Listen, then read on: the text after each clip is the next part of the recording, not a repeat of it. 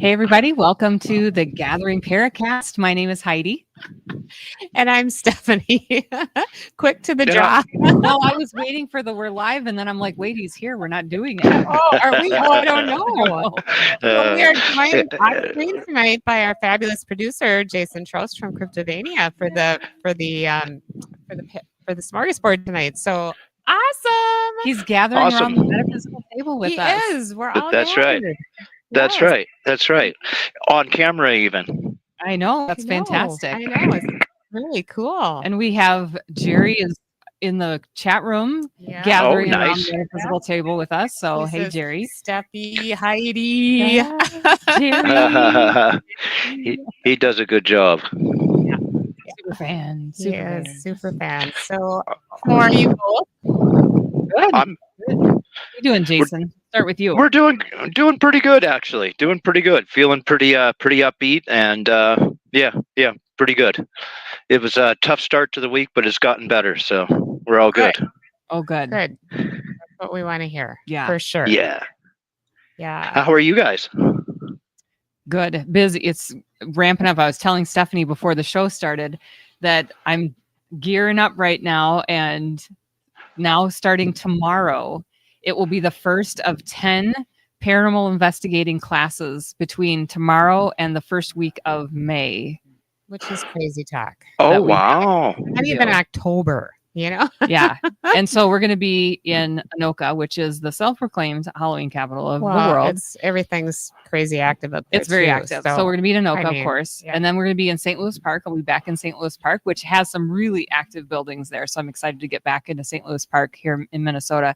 And then we'll be in Brainerd.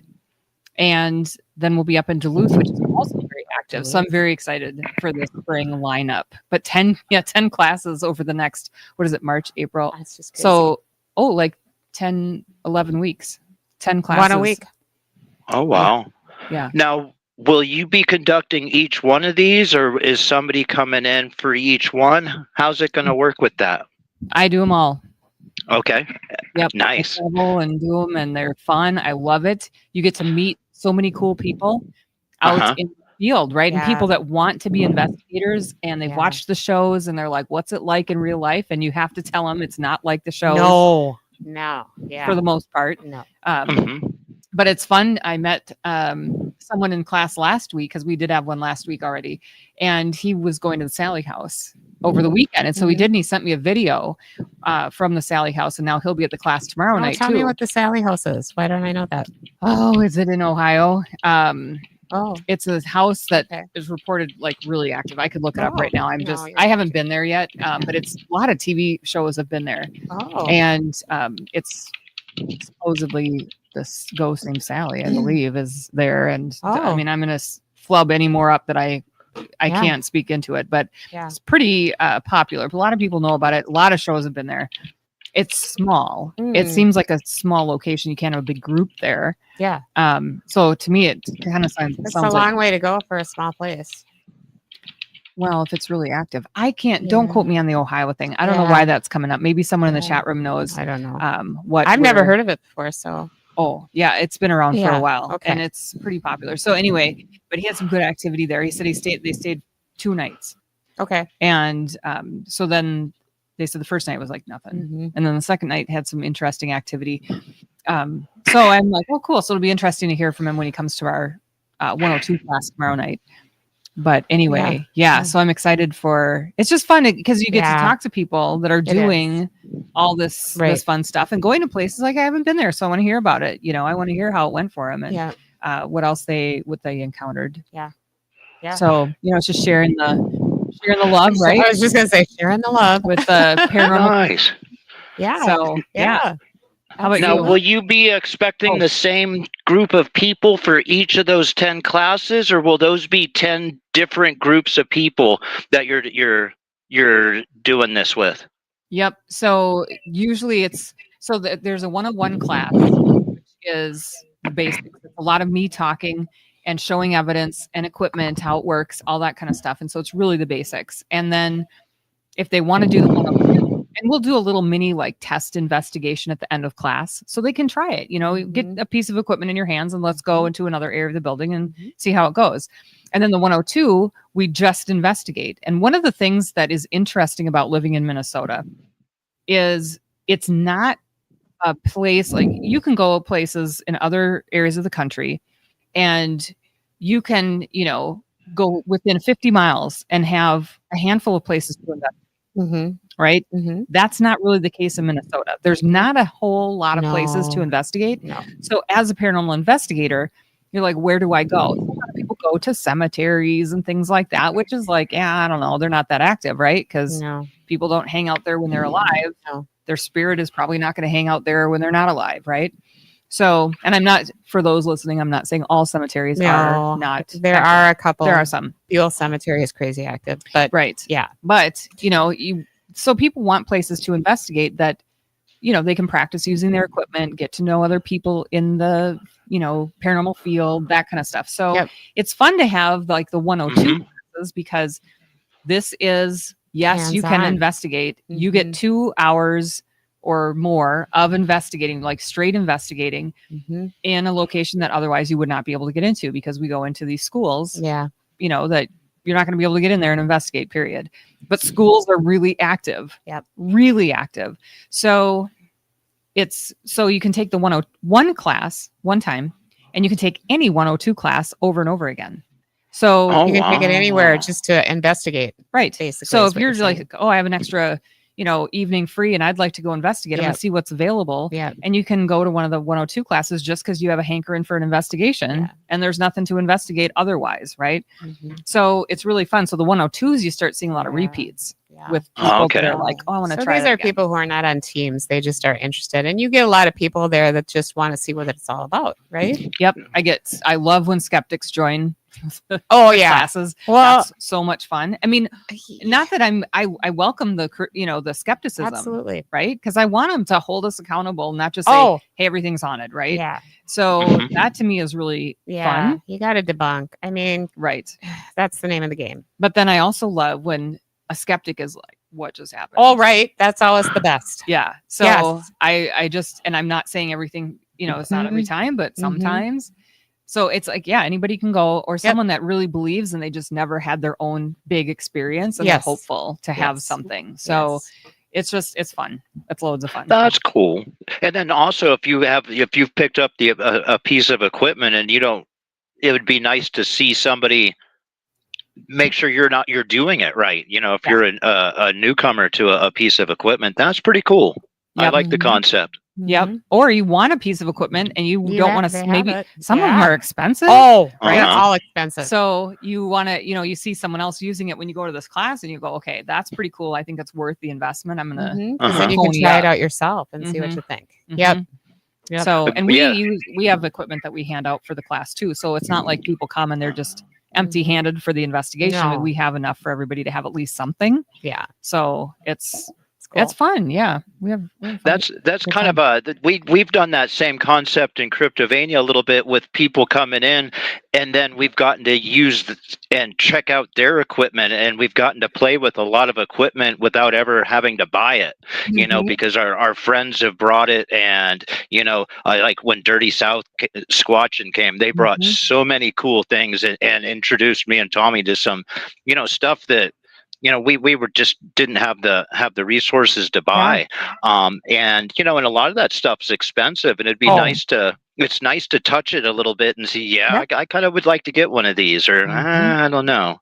Yeah. Interesting. Well, good luck with that. I hope that works out. And I hope that sounds kind of fun. Thanks. Yeah. It's a load of fun and we just love it. I mean, I've been teaching the classes for almost 15 years now. I think it's 15. Oh, wow. Years. So it's been great fun. And we just, and we've got some really cool evidence from these classes. So it's not like we're sitting around waiting for something to happen. They show up. Yep. Oh, that's cool. Yeah. Yeah. What have you been up to, Steph, now that I've been talking about my classes here? Yeah. Well, I don't know. I've been really busy. We did a He Said, She Said show, which was fun. Jason, didn't you think? We had Michael. Oh, you did? Yeah. Oh, I saw the thing. Yeah. Okay. Yeah. Oh, he Yeah. was a little hard to get going, but then whatever. Then we What, just let him go. once you got him to take the bait, it was pretty good. Uh-oh. Yeah. Yeah. I know, yeah. He was fun. He could have talked all night as usual. But Yeah, we got that Iceman tail from him. yes. And then the That whole that was pretty cool. yeah. He was fun. That He's sounds good. fun. I'll have to go And watch it. Of course, he wants to come on again. So we'll see. Well, especially once he decided that he was all right with the format and stuff. At first he was pretty. It seemed like he I was know. a little He was uncomfortable. I know. Maybe that was his first video thing. I don't know because he Oh. does radio a lot. I mean, he's been on our show. Yeah. He's been on He Said She Said when we were radio too. But maybe it was the first Maybe it's video deer headlights with the Well, I video. think so because he kept moving around, and then we figured out because we were all on phones, because sometimes it's just easier. And there was like we had some technical stuff when he was talking. It was okay for Tommy and I, so I don't know what that was all about, but yeah, he was a little shy at first. I should have told him to have a couple of shots before he came on, because he's in Stinky's bar there, so he has plenty of liquor. Yep. Yeah, he did say it's a fully well-stocked bar. Yeah. Yes. Yes. So that's where he was doing the show from. Well, it's at his house. Oh, So got it. he's very rustic. He lives in a cabin, doesn't have an indoor bathroom. Mm-hmm. Has an He's up outhouse. north, right? Yeah, he's Yeah. up north. And Because we saw him at the Bigfoot Festival, right? he's always at the Bigfoot festivals. Yep. And then he came to see us a few times when we had Squatch Chats up there. Mm-hmm. But he's always, what's funny about Mike is he's always looking out for us. So if he knows we're up there, he's always calling. Are you guys okay? We don't want you to get lost in the woods and get he just thinks we're women. We can't. Well, I mean, it's know by now. nice that he is. It is. We know so many people. John Sherman is always watching out for us too. We have a lot of people that really we usually let them know in the area we're going. You know what I mean? So that they can, if they don't hear from us, what's going on? Where Well, are it's they? a community thing. It's not necessarily a your women thing. No, it is. Yeah, you just you're in the the community. Well, exactly. And I remember the one time we were up there and I got stuck in the mud and I couldn't get out. And Don Sherman called and he said, "Hey, you want to go to the Big Winnie?" And I'm like, "Yeah, but I'm stuck." Well, we got stuck do I need to come with my winch and the truck? And I'm like, I got stuck. I had to be pulled out. Cindy had to pull me out of the muck. I'm fine. We're fine. We'll see you there. But that's not really a female thing because those two hikers that were out investigating that ended up passing were both healthy males and all that. And I've definitely gotten stuck in the woods in my vehicles and stuff and had to have people pulled out. And I know. Yeah, so I agree. I think that's like you say, a community thing. Where all of us like to look out for each other and such. Exactly. So so everybody watches out, and usually I let Jerry know or Casey know where exactly we're going to. So if they don't hear from us at a certain time, maybe they'll try call us. Especially when we're up north because there's a lot of crazy things up there. So. But lots of portals. Anyway, other than that, there's just a lot of stuff going on paranormally right now. I think with our paranormal crew, we've been doing much more stuff with that. In fact, I know Jason has the posters, but we're working with the Wright County Historical Society. Okay. And we're doing a supernatural chat there, and they have the coolest room. They're so excited about this. That's the sim video, right? Yep. Oh, are we going to do the whole video? Because I broke it Would down you like into pictures. Yeah. Oh, okay. Yeah. So we're doing that on March 1st. Cool. So then we're going to break out the cold case stuff. And we're having a special guest, Amy Pierce is going to join us, and she's a podcaster. She's a true crime podcaster. And we've become friends with her, and she has just given us so much information on these women that are missing and murdered. And I mean, the stories are just horrendous. Can I just say, it is. So she will be joining us that day. It's just going to be really cool. It'll be really fun. So if any of you here in the metro are looking for something fun to do on March 1st, come to Buffalo, Minnesota, and join us at the Wright County Historical Society because it's going to be awesome. They're so excited. Great. We That's are not too. far. No. Yeah. Hop, skip, and a jump. Great. Did you say that was March 1st? Yep. March 1st. Oh, okay. At Excellent. noon. Excellent. Yeah. Did I just miss my cue for those videos? That's okay. Well, you just put them up because they're just pictures. So I Yes, sent you yes. pictures because I said, is it easy for me to make the videos? Because I feel bad. You have to do all this stuff. So then and they're great structure videos. Where were these? I'm going to put the first one up now. Oh, so that's the big. Oh, yes. So then I was going to talk about when we were out in the woods a little bit ago. And that was a ginormous X structure that we found way beyond where we, like when we. Okay. Yes, yeah. Way beyond there. Oh my gosh, it took forever to get there. Mm-hmm. And it was kind of at the edge. It was kind of like at the very edge of this landmass in the swamp, And Katie's like, why are we still walking? I'm cold and I'm freezing, And it was like one of those days we'd already been out there for hours, And I'm like, no, we got to keep going. Something's up here. I just know it. And then we found that. So that was cool. I think you checked in on he said, she said from there, didn't you? I think that was a couple weeks ago. No, this wasn't this time. I think that was big that other X. time when it was foggy, when it was super foggy out. Oh, that was crazy. Yeah. So, but then I also put in there, Jason, there's another picture of a structure and you'll recognize this one. And that's why I put it in there.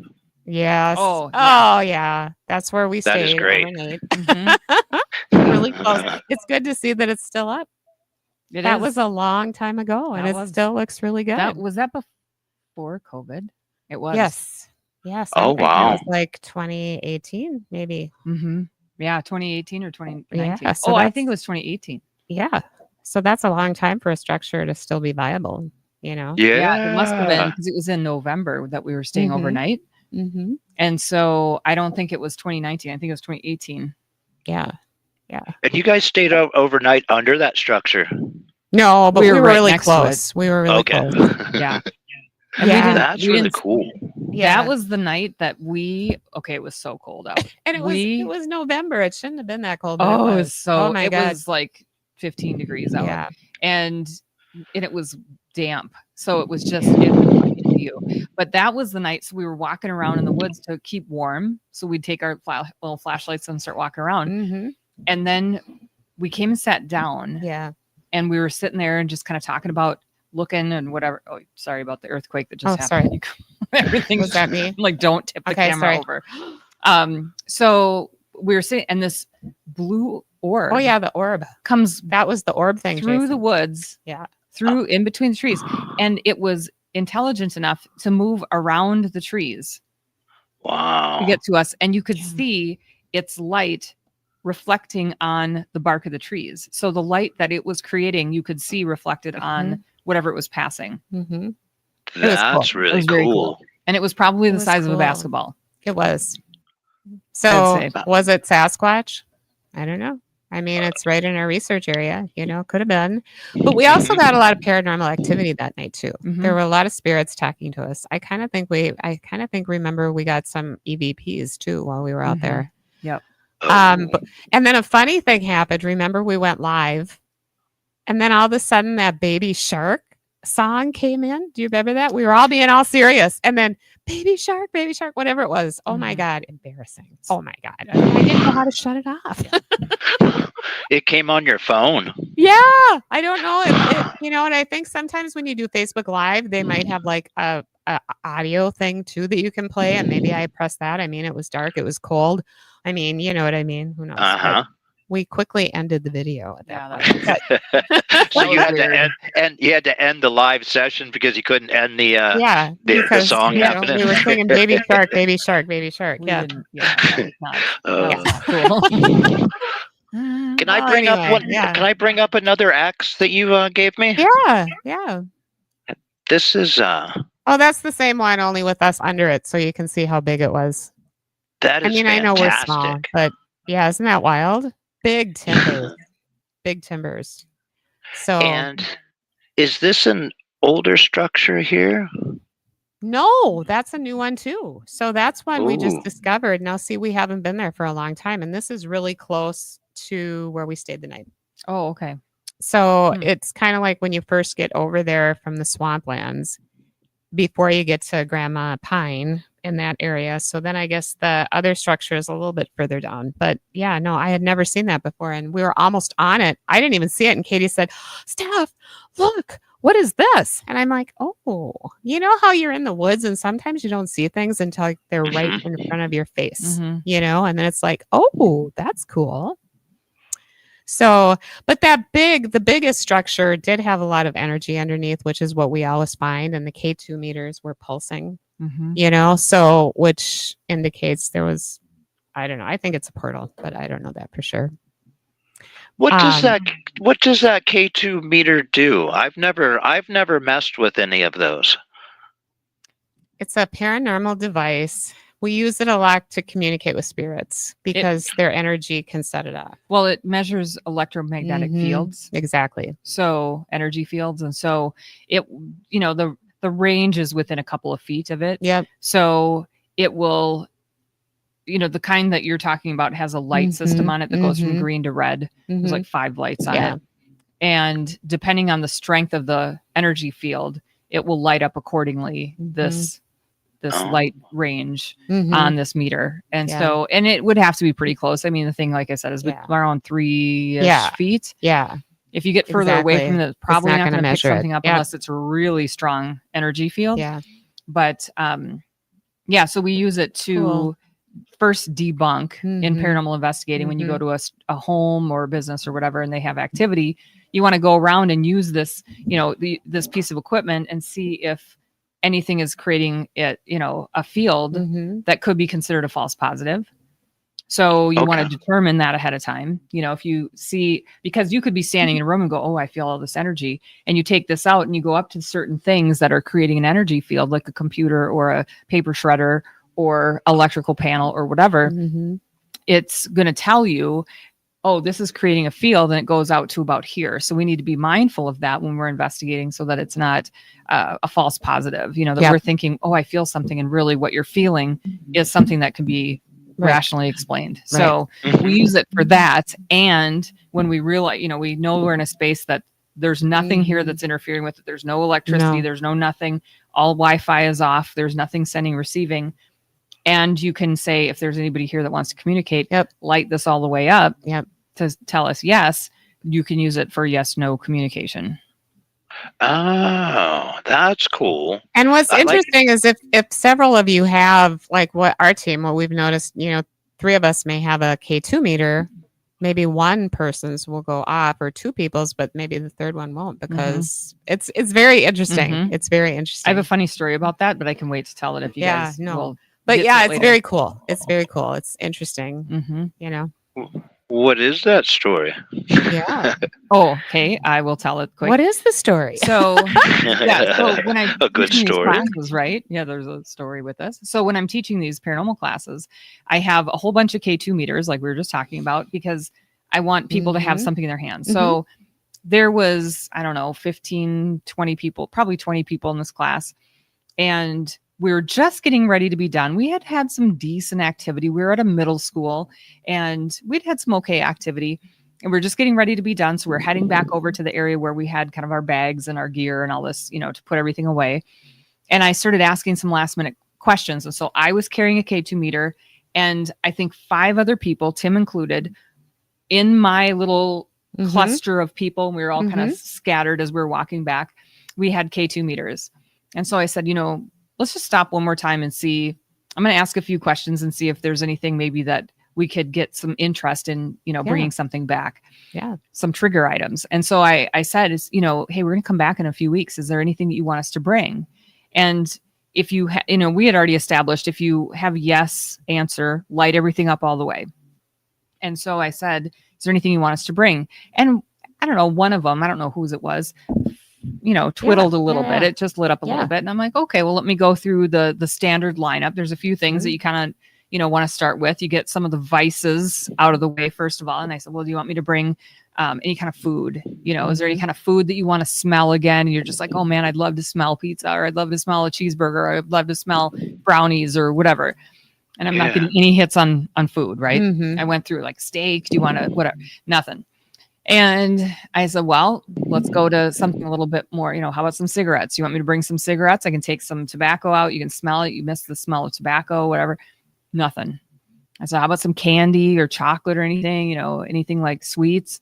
Nothing. I go, cinnamon rolls. I mean, I'm hitting all cinnamon rolls. The real, the big smells, right? Like, let's get those big smells that people just go bananas over. Yeah. And I'm not getting anything. So I said, okay, coffee. well, I tried it. I tried books. I tried coffee. I tried, what do you want me to bring? And then I'm like, okay, well, here we go. Because we're in a middle school. So I have to be mindful of this. And I said, well, how about some alcohol? And we get some flutters on, and I said, okay, well, let me go through the lineup. And so I'm asking about some of the alcohol that's been around for a while, right? So I'm asking about whiskey, bourbon and whiskey. And, so I give it a pause in between because they have to muster up this energy to answer. And so I, bourbon, nothing. Whiskey, nothing. I'm like, well, I don't know, vodka? Do you want gin? Do you want, beer? Do you want...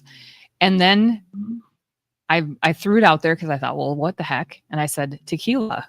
Ooh, and every single one of them lit up like a rainbow. It was bonkers. We were all just standing there looking at these K2 meters that had done nothing for 5 minutes. They wanted tequila.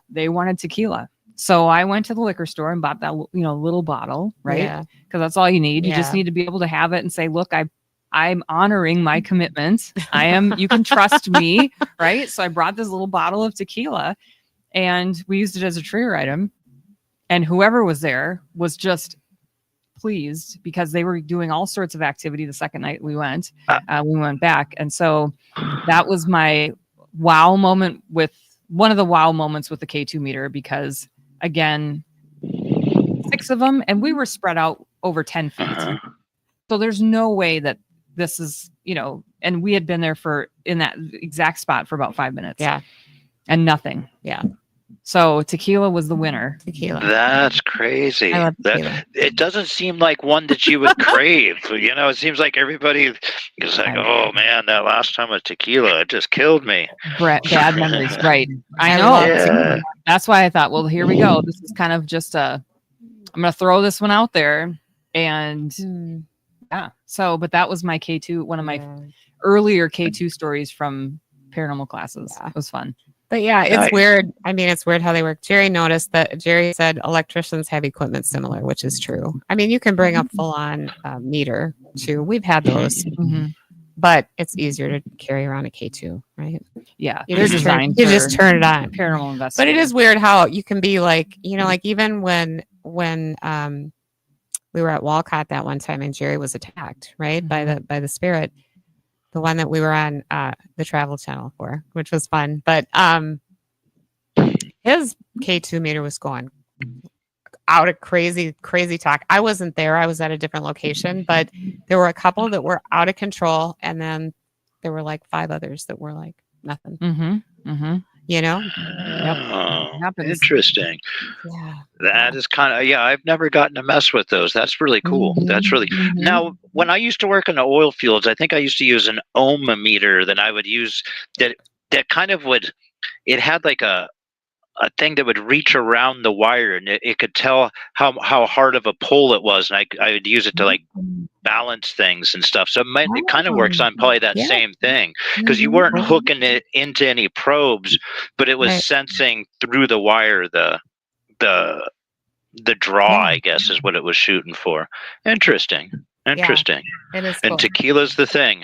Tequila. There it was. Tequila. Yeah. Well, we had on our streetcar investigation this last Halloween, we were using a spirit box, and I'm going through the list of, tequila. Because people love their alcohol. So do spirits, right? They miss the smell of it. They miss the taste of it. And I said, do you want me to open one of the, I've got a couple of things here. I've got some vodka. I've got some, whatever I had. And I said, I've got some whiskey. And through the spirit box, they said whiskey. Oh, that one wanted whiskey. but they said it. That was so cool. I was like, Yeah. oh, Yeah. they just repeated what I said, Whiskey. which is you can't make that stuff up, right? I mean, what are the odds? So we heard a voice that They said usually whiskey. like the cigarettes too. They do That's like always cigarettes. that's always fun. Yeah. Yep. Yeah. But yeah, so yeah, crazy talk.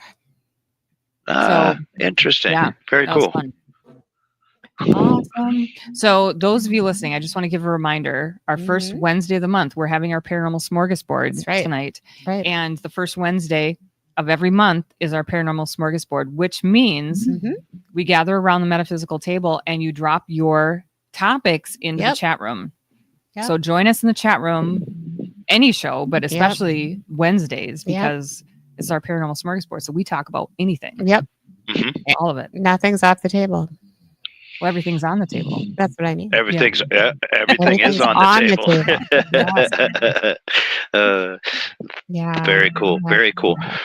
I was messing around with some AI stuff earlier, and actually it was that night that I ended up messaging you asking about the owl woman's name. Oh yeah. And Carla. I looked and I looked it up on AI, because that's I was messing around with that night, and I asked it about the gathering and a guest that was an expert on owls, and it didn't come up with the exact thing, but it did give me a description of our show that was pretty good, and it was like, oh, well, that's nice that AI is recognizing us, and it actually told me about the gathering had been a long time radio show, and then that it was now the Gathering Paracast. So AI knows we exist. Wow, that's scary. It is scary. Yeah. I think it's scary. This is our 11th year. It is our 11th year on air. Yeah, crazy talk. I've been doing a lot with the AI stuff. Both some text making for some projects and for some image making, and it's been a fun experience, actually. Yeah. Well, that is interesting. You've been working on it for a while, Jason. Yeah. You've come up with some wild things. Yeah, I've enjoyed it. It gives me a good outlet for coming up with things, and it's nice because I'm not a very artistic guy, but I can verbally describe things pretty well, and that works pretty good with the AI. And so I can a lot of times make some pretty cool images for me that would be impossible for me to do. Right. Because I struggle with stick figures. Yeah. Well, yeah. Me too. Matter of fact, I used it the other day. I used it. I'm part of a Pleasantville Festival committee, and we were coming up with the theme for our festival for this coming year. It's a summertime festival, first weekend in August, and we were coming up. We knew we wanted to do something with the lumber and timber industry, so I asked ChatGPT to give me 50 suggestions for a theme, and I told them I wanted them to be short and catchy, and it gave me this list of 50 themes as suggestions, and then I was able to take that to the festival committee, and we did like a ranked vote on all those, and we ended up coming up with our theme for the year, which is sawdust and sunshine. That's cool. But it was kind of yeah, and where if I asked you to give me 50 suggestions and you gave it to me and I was like, well, I'd like them to be a little shorter and catchier, you might kind of humph, and the AI just immediately, okay, and it no worries, pops you're not them right hurting my back. feelings. Yeah, and it's really cool because you can ask it to do something, and then you don't feel guilty asking it to keep adjusting and changing it, because you're like, man, he's gonna really be mad at me for this, and the AI is just really happy to please, right? And it's been kind of fun. That's cool. That is cool. I like it. I like it. I like to do the combination of AI and paranormal stuff because they're like almost like a weird yin and yang there. I know. That's cool. Absolutely. I like it.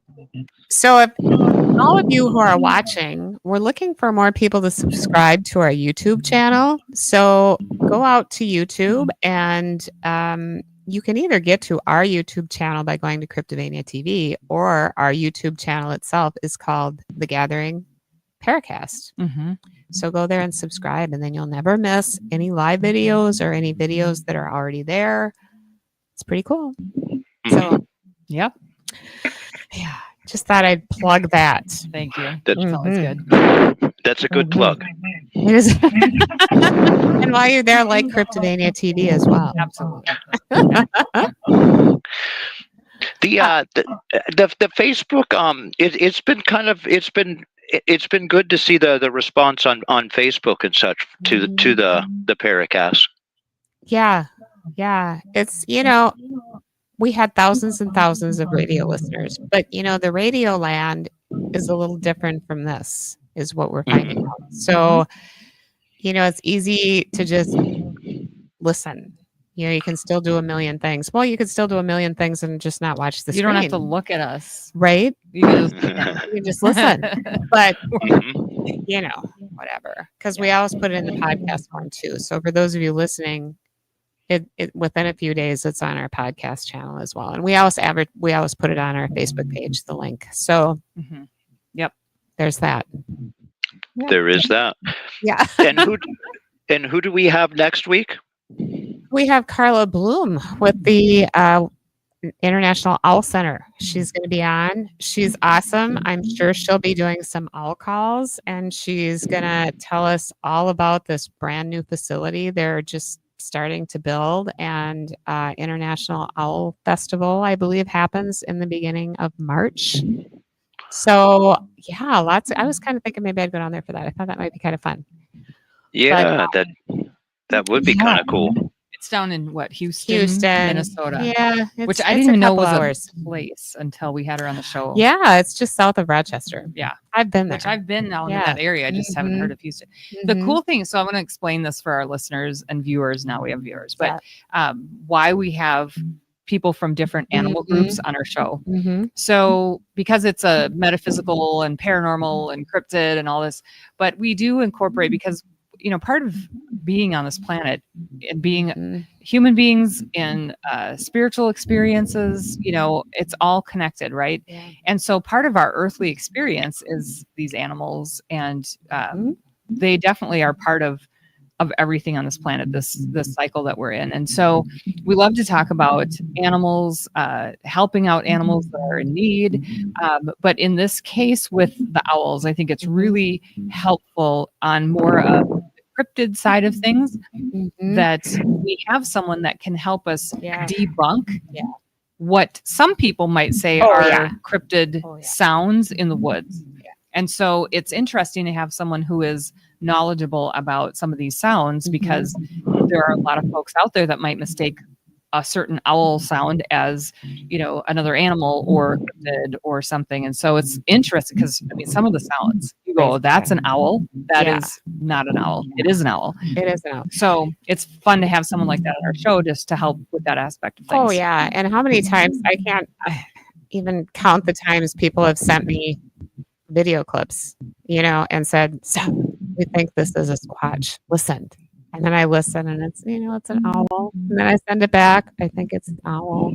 And then I even might include a clip of that particular owl that I think it might be. And then they get kind of mad, the dream. We're debunking. I know. That's because we were fooled by that when we first started out too, because, oh my God, watch. But no. Once you're in the woods a lot, you understand. But that's also part of being a credible team too. It is. Debunk and just say, I've debunked my own stuff. I've had other people debunk my stuff. Absolutely. That's the way it goes. And you have to be okay with it because otherwise you're going to get your feelings hurt all the time. Yeah. Or you're going to be looked at as a goofball that thinks everything's paranormal and cryptid, and it's not. No. So there are teams out there that are like that though. But we are not. And sometimes you can watch a video and see an animal making the noise, and you're still like, man, doesn't seem like it comes from that animal. That seems strange. Sometimes it's hard to like put the vision and the sound together. Yeah, crazy. It's very cool. And Carla knows even about other animals, the noises they make. Yep. I mean, when she was on last August, that was the debunking episode, and she sent us like 20 files with 20 sound bites of different. We should ask her if she wants to play any, but this is about something else. But I mean, it was, and then she would do some herself because she's good at it. You know what I mean? Really interesting. She's a fabulous educator. Her love for owls knows no limits. And, I've called her. I was worried about an owl that was being held in captivity, and I didn't think they were doing a very good job with her. And I called her, or I texted her and said, Carla, blah, blah, blah. And so she followed up on it, and she felt okay, that everything was okay. And I'm like, I don't know. I'm still going to check up, but she did. So that was good. But anyway, so that's that. And then 2 weeks from today, we have Leanne Briggs on, who's your friend. So he'll be good. Yeah, and he brings a perspective from the Seneca up here, and he's had some real interesting experiences. Especially, he's gone around and documented burial mounds and stuff for the Seneca. And back to the bird stuff, he is also on the Eagle Watch project. Doing that, and and then he also does a really good presentation on lacrosse, the sport of lacrosse, having a lot of traditional and ritual and spiritual meaning for the Seneca. And he will put together like demonstrations of with friends doing lacrosse, and I guess it's kind of a cool thing there. And he's a good storyteller too. He's one of my favorites, and he's just he's one of our local tire customers, actually. And we've gotten to know him over the years, and I'm looking forward to that. Yeah, it'll be fun. And so we'll have 2 weeks in a row, we'll have native people on, because then the following week we have Chief Rion on from the Lakota tribe. So he'll be talking about Bigfoot and little people, and I don't know what else. I have to have a conversation with him before so we can catch up. But it'll be cool. Very cool. That's a good month coming. We do. We have a lot of really fun things. One of the things, though, I wanted to mention before because it's getting late already, because we've been, because we're chit-chat, because that's what it's all about. But I wanted to talk about this Mothman sighting. Oh, yeah. And I do have that. You do? Yes, I sent it to you. And so apparently in Rochester, Minnesota. Thank goodness. It's getting closer to home. Yes. So this was back earlier in 2024, but this woman reported that 2 large bat-shaped creatures that she saw fly about 20 minutes apart. Both of them were heading northwest. Wasn't a goose. She's saying that their silhouettes didn't show any kind of flapping motion. Instead, they appeared to be gliding. The second one circled several times before continuing on, dipping in and out of the cloud cover. So I don't know. Was that really high up? I guess I don't know. Most bats have translucent wings, which may explain why it was so difficult to see. First was smaller than the second, but both were very intimidating in size. Best guess is minimum of 8 to 12 foot wingspan of the first. Okay, 8 feet. Let's think about this. That's big. 12 feet. That is crazy. And then she goes on to talk about, she's trying to debunk it, right? So she says the largest bat species native to Minnesota is the hoary bat with a wingspan of 14 inches. Okay, 14 inches versus 8 to 12 feet. That's quite a difference. Yeah, because you could say, well, if it's, a a couple feet or something, but to go from 14 inches to I think it's 8 feet, that seems like that would be a hard one to. That's a lot of misperception, if it's just a bat. Yeah. Exactly. So was it Mothman? I don't know. It's very interesting. So I'm looking up because we were just talking about owls, right? Yeah. And the largest owl in Minnesota is the great gray owl, and it's got a wingspan of about 4 to 5 feet. So definitely smaller than the sighting. Well, and I think even eagles maybe it's 6 to 7 feet. So 8 to 14 feet. Wow. Wow. And we have that cryptid that flies over the Minnesota River down by the airport too, that they think is some kind of winged pterodactyl or something. I mean, Casey has seen it. Jerry has saw it too. Yeah.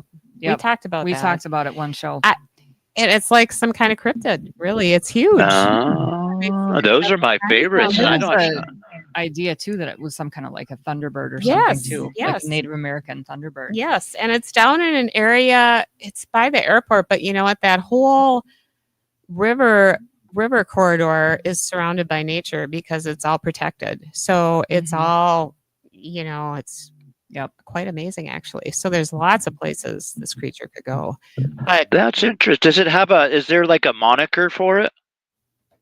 Like a name for it? There was a story about it in the news several years ago because somebody that was coming out of the VA hospital actually saw it too. The VA hospital is really close to the airport, which is really close to the river, and I don't remember what they called it, but it was like, they said it was way too big to be an eagle, and it was mesmerizing, right? And I wish I could find that story. I should try to find it. 'Cause it was several years ago. We could do another show on that actually. We could. It was so interesting. Those are my favorite. I love Maybe those. We need to go down there, Heidi, and just kind of go down there and see what we see. We could do an on location show. Wouldn't that be fun? My dream is to see Mothman. Yeah, like that's mine. I don't think this is a Mothman though. This was not. I know, but I still want. Yeah, I know. Especially so down in Rochester, and I know this was a while ago, but heading northwest, that's right for the Twin Cities. It is. It is. We've had. That's funny because now we've had quite a few people come to us about similar sightings just south of here, and it seems like within like an hour south of here, there's quite a few like Birdman, Mothman type of thing, and or pterodactyl, and it's kind of that's really my favorite. Jerry can definitely look forward to a query from Trost. Yeah. No, I think we should. I think it would be really fun to do maybe a whole show. I'll have to get what the key word is because I don't remember. And it's not a man, it's a creature, some kind of cryptid or something that's like a super ginormous dinosaurish bird. That's awesome. Now, one thing you have to like, speaking of using like owl calls to as maybe like a debunking type thing. I think sandhill cranes, when you see them fly, they are awfully dinosaurish. They are. Yes, they are very tactile. Yeah. They land in our yard. Yeah. We're in our property is on a protected bird migration route. And so there's right north of our property, there's I don't know how many thousands and thousands of acres that are preserved for this migratory bird route. And so we have sandhill cranes landing in our yard. Really? And they are very pterodactyl looking, small pterodactyl, no less, but still, and noisy. Oh my gosh. So noisy. So are blue herons. They really look pterodactylish. Oh my gosh. But the colors on a sandhill crane. So I agree what you're saying. It's like, they look they do. Very dinosaur-like. Yes. Yes. But they don't get the size of what they're seeing down in the 12-foot wingspan. That would be really cool to see them in your yard. Cool. They're one of my favorites. Yeah. They are very cool. They're so pretty. And they always land in little pairs. And you know what else is up there is all those. My gosh, there's a million swans. Oh my gosh! Have a lot of swans. Every time I go to the lake house, we run into we like swans. Just tons of them. Yep. We have swans that land. We Yeah. have herons. We have Yeah. I was gonna say pterodactyls. No, Yeah. the sandhill cranes. We Mhm. have all sorts of we have Mhm. tons of birds that fly through our property. Yeah. Yeah. It's very cool. I So, love it. cool My stuff. wife has a tendency to get chased by swans, and Oh, when she wow. when she first told me about it happening, I was like, "Oh, okay, whatever." And then we went out together. I was like, "Those swans are circling us and getting aggressive." And Oh, my. swans don't like my wife's energy. Oh. Yeah, and it was like, and we were kind of on this like a little island thing that had like a little walkway, and I was like, So they we're couldn't gonna away have from us? yeah, I thought we were gonna have a standoff. Oh, my. I've seen these turkey do Oh, it. gosh. They are terrible. Yes. They're Oh. jerks. I've been bitten in the butt by a goose. Yeah, You know, they're they bite terrible. hard. But I haven't seen a swan do that. No, I haven't think seen they a have better- swan do that either. Swans feel like they have better manners, so I don't Yeah. know what's going on with that. No. It's your wife rubbed them the wrong way. Yeah. Yeah, she's got bad swan energy. Oh, Yeah. Well, you Yeah. know. Yeah, the thing is, I was kind of giving her a hard time, like, well, whatever. And then we were out together at the same place, like the next year, and they were definitely, they made me nervous. Oh my. 'Cause, yeah, I didn't know if I was going to have to duke it out to protect my maiden. Hysterical. Oh my God. No, yeah, and I didn't know if I'd be able to take them either. Well, those wings, can just back Yeah. you, right? Yeah.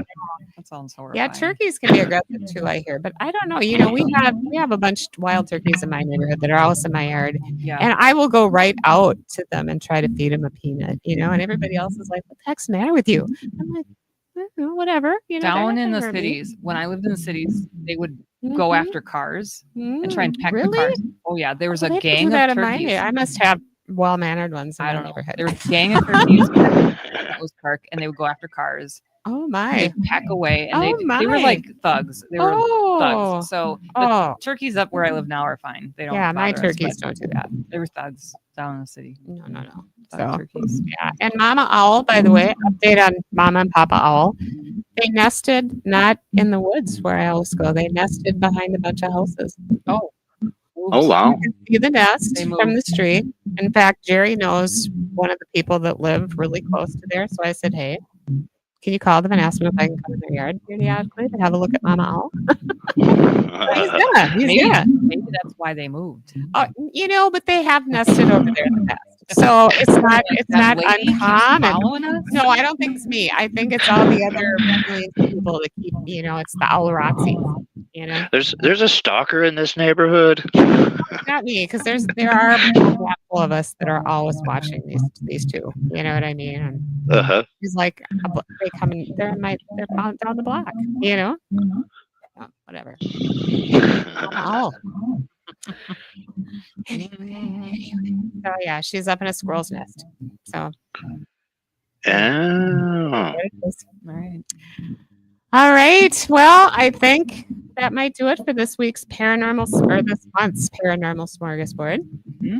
And remember, next month, yes, bring your topics. Come into the chat room, type them in. Yes. So we have your topics to talk about. Last month, we had quite a few topics. We did. From folks in the chat room. So bring your topics to the Paranormal Smorgasbord. Yeah. Or if there's something you want to hear us talk about on a show, or find a guest or whatever, send us a private message. Yep. And let us know ahead of time, and we can work on getting it to our rotation. Absolutely. For topics for the show. Absolutely. And or guests that would be good to have on the show. Let us know. Yep. And Mr. Trost, it was fabulous having you on.